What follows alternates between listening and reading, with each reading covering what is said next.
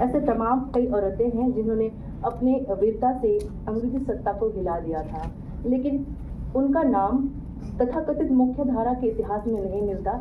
लेकिन इनकी वीरता की कहानी के साक्षी है हमारे आदिवासी लोकगीत और लोक कथाएं। दूटो माझी बिटिया आम गाछी ऊपरे फांसी भेल, अर्थात दो संथाली बेटियों को आम के पेड़ में फांसी पर लटकाया गया। प्रस्तुत संथाली लोकगीत हूल वीरंगनाएं फूलो झानो की वीरता की कहानी कहती है। उन दोनों बहनों की बात किए बिना संथाल हूल अधूरी लगती है। 30 जून सन 1855 में भोगनाडीह में किए गए संथाल हूल के नायक सीधो कानो, चांद और भैरव की बहनें थी फूलो झानो। ये दोनों जुड़वा बहनें थी जिनका जन्म 1832 में झारखंड के साहिबगंज प्रखंड के भोगनाडीह नामक गांव में हुआ था।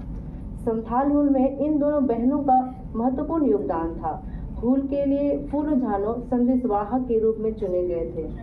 संदेशवाहक के रूप में ये दोनों बहनें घोड़े पर सवार होकर साल के टहनी को गांव-गांव घुमाकर हूल का संदेश दिया करती थी। इस हूल के दौरान अगस्त 1855 ईस्वी को सीधो और फरवरी 1856 को कानू पकड़े गए। अंग्रेजों ने उन्हें फांसी की सजा दी। तब फूलो झानो हताश हुए बिना हूल का नेतृत्व किया और विद्रोहियों का लगातार हौसला अफजाई किया।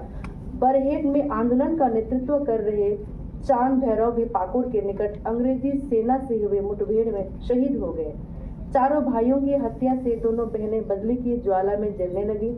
उन्होंने अंग्रेजी सेना को सबक सिखाने के लिए अंग्रेजी सेना के शिविर में घुसकर बुलवा, जो आदिवासियों का एक पारंपरिक हथियार है, जो बिल्कुल कुल्हाड़ी की तरह दिखने में लगता है लेकिन वो कुल्हाड़ी है नहीं, बुलवा से 21 अंग्रेजी सेनाओं को मार गिराया और अंत में जब वे पकड़ी गई तो उन्हें आम के पेड़ पर फांसी पर लटका दिया गया।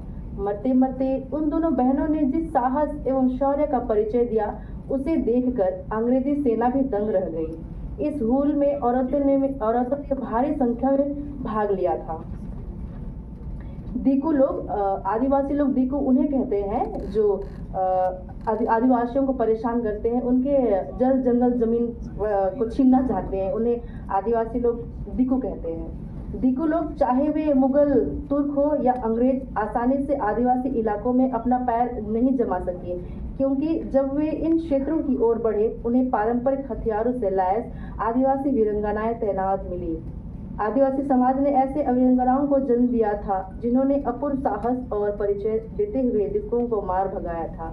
रानी दुर्गावती हो, सिंगी और कईरिदई ने मुगलों की शक्तिशाली सेना